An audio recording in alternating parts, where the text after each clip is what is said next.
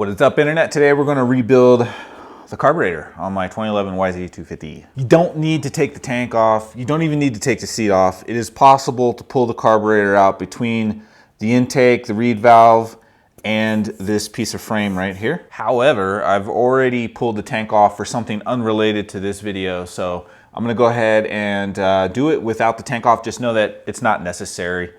And I think the other thing I'm going to show you guys is, and this is also not necessary, but it's pretty easy to do. It doesn't take a lot of time and it makes it a little bit easier. So we'll take out the pivot bolt for the subframe, and then we'll loosen this bolt and the other one on the other side. And what will happen is we'll be able to drop the subframe back a little bit. We're not going to remove these bolts. We're just going to loosen them so that the subframe can actually move. And that will just give you a little bit more room between the airbox and where the airbox attaches to the carburetor. It'll make it a little bit easier, and it's not a huge effort. So we're gonna do that. So if you're doing this with your tank on, obviously you wanna make sure you disconnect your fuel line. And the first thing we'll do is we'll loosen both this clamp on the intake side and this clamp on the airbox side. That will allow us to twist the carburetor, and then we'll have the top of the carburetor twisted pointing towards us over in this area, and then we'll be able to take the top off and we'll just let it hang right here, and then we'll pull the carburetor off the bike.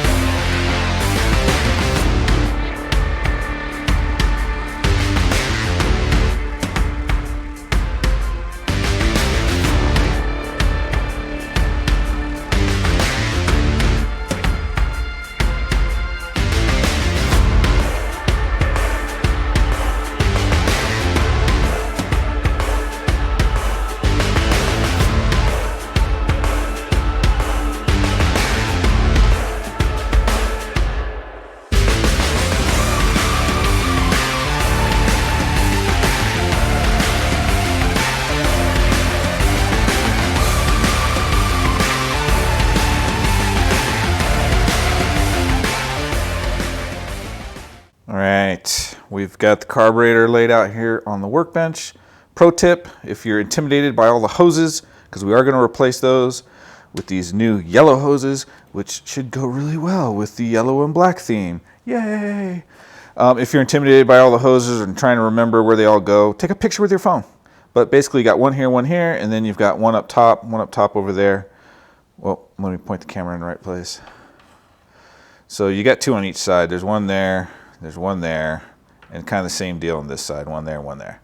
So yeah, just take a picture with your phone so you don't have to remember. You can always just kind of look back. And you've also got this float bowl overflow hose as well. So I'm a little concerned because I only see 3 lines in here, and we've got more than 3 lines over here. So here's what it is. This is not part of the rebuild kit. I've ordered this separately.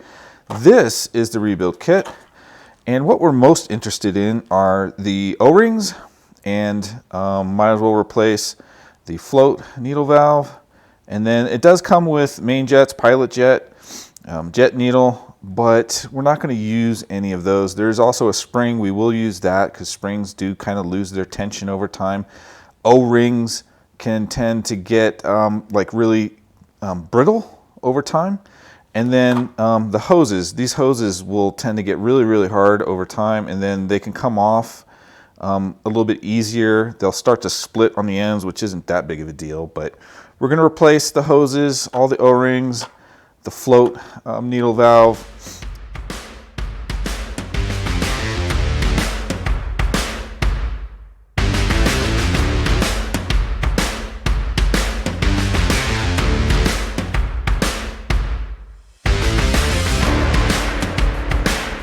Before we replace the float needle valve, we're just going to turn the carburetor upside down and kind of take a mental note of the float height. It looks actually like it's set a little bit too high, but point is, after you replace the float needle, we just want to make sure that it returns to the setting it was at before.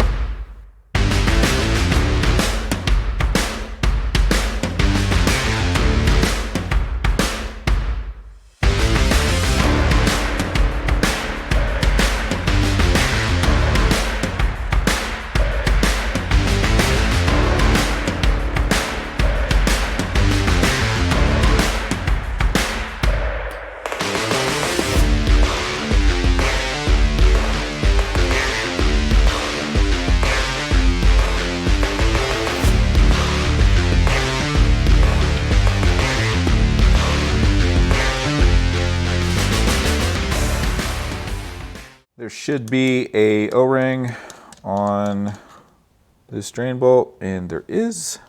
So we're gonna go ahead and replace that as well. I don't know how well it'll show up on the camera, but you can see this O-ring is no longer round. It's kind of flattened out, and it definitely is still flexible, but definitely not as soft and pliable as the new one. Float bolt O-ring has got all kinds of little curves and angles, and you've got this here for the one screw hole. And if you ever have trouble with it staying in place while you're trying to put the bowl back on, just a little dab of grease, just the tiniest amount, will help it stick to the surface.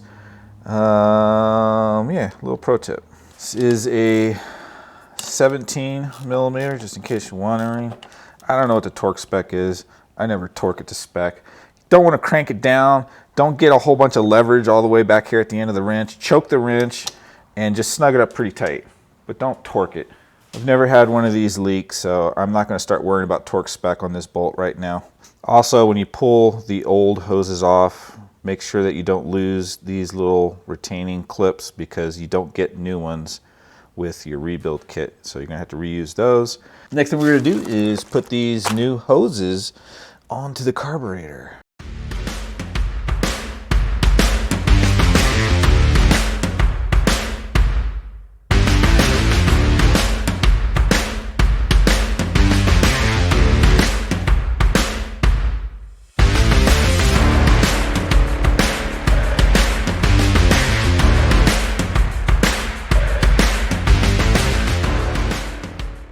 All right, we got the hoses on. Let's take a look. So, note for you guys, if you're using free flow ventilation tubes, comes with 3 tubes, a 19-inch, a 20-inch, and a 24-inch. I took the 24-inch, I cut it in half, and that would be this hose and this hose. Then I took the 19 and 20-inch hoses and used them for the top connection. So you got one connection here, loops around this way. Then you got one over here. Get my fat hand out of the way. Anyway, that one loops around this way. And then I used some black electrical tape to mimic these pieces here. I probably could have reused those, but you know, what the heck. I'm really glad I replaced them, because these hoses are rock hard, man. They need to be changed. Bad part is there's no more hose left. So I'm gonna have to reuse this hose for the float bowl vent. So free flow, if you guys are watching, include like a, what is this, 6 inches, maybe 8 inches? Include a fourth hose, 8 inches long, so that we could replace this one too. That'd be nice. I put the tank back on the bike. I mean, it's not bolted down, it's just sitting up there. Because before I go through the trouble of putting this back into the motorcycle and putting the top back on, getting everything locked down, I want to hook up the fuel line, and I should probably replace this fuel line too, man. This thing is pretty rock hard. We'll do that later. So I just want to hook up the fuel line, open up the petcock, and just make sure the new gaskets are not going to leak and everything is put together correctly.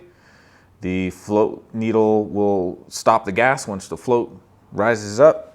So we're gonna just test that right now before we put everything back on the bike. Turn the gas on, let it fill up the float. Make sure nothing's leaking. Oh, dang gun it.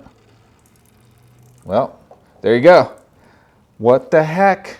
What the heck, people? That's why you do this test. You don't want to replace all that stuff, put it back on a bike, and then have to take it back off the bike. Let's take the float bowl back off and see what we did wrong. I promise you that was not a setup. It's gonna smell like gasoline in here for a little while longer. I pulled the float bowl back apart, and cleaned the float valve seat, reassembled, did a second leak test, and we are good to go. Now that the float bowl doesn't leak anymore, we're ready to reinstall this. So the way that I have found to get these in and out through the frame here, because it is pretty tight, is basically the key is this little throttle position sensor. For me, the best method is to get the sensor in there first. Once I get the sensor behind the frame, then you can get the rest of it in there pretty easy, especially since we've got the subframe kind of leaning back a little bit. It should give us a little bit more room on this side of the carburetor.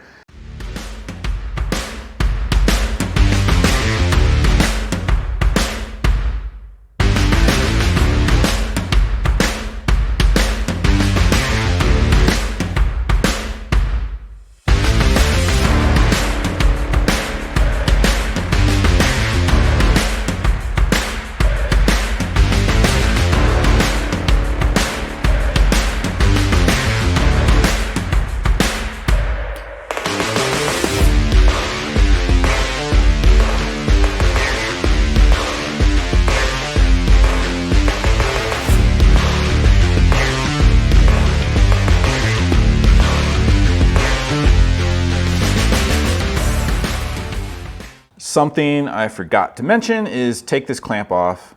Because this part, the intake side of the carburetor, will bang up against the metal, and it's really hard to just shove it in there and get it in position. So if you take this off, the reed valve boot is fairly flexible, so you can kind of just shove it into it and it'll move out of the way, and that just makes it a lot easier if you just take this clamp off, put it back on. Now we've got the carburetor tilted out towards us so we can put the top back on, put the slide back in there. Before we do that, we've got one O-ring in here, and I think there's a circle O-ring inside the slide. We'll pull it apart and see.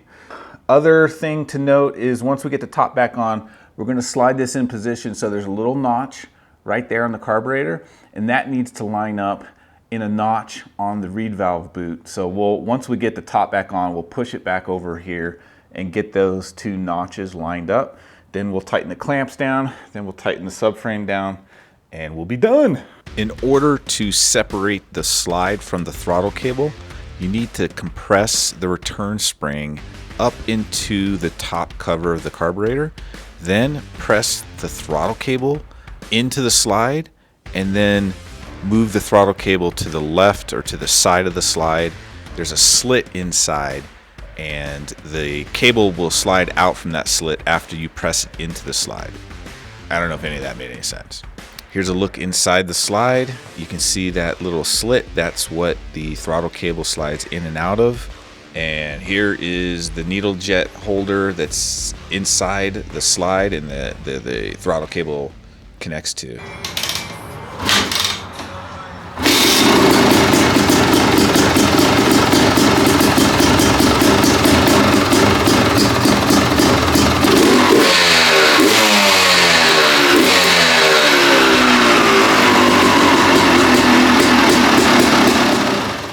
And just like that, we are done.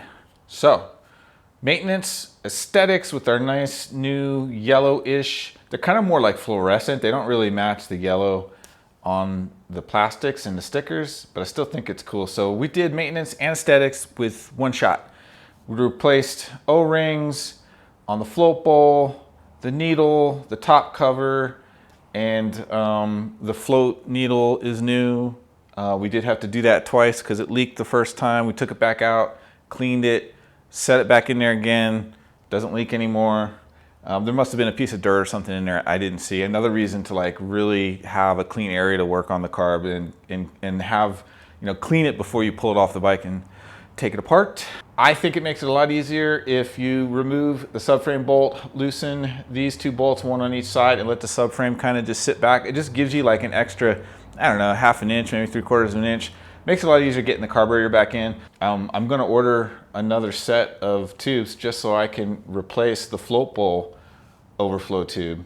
Even though you hardly even see it, I'm just anal like that sometimes. I gotta have all the tubes matching, so little OCD sometimes. So I think that's all I gotta say. So I gotta put radiator bolts back in and my gas tank bolts, put the seat back on, and we're ready to rip and go ride again. I'm excited because I don't think I've ridden in 2023 yet, not the motocross bike. I think the last time I rode was, no, I rode one more time after the race. Anyway, whatever, doesn't matter. Keep the rubber side down. We'll see you in the next video.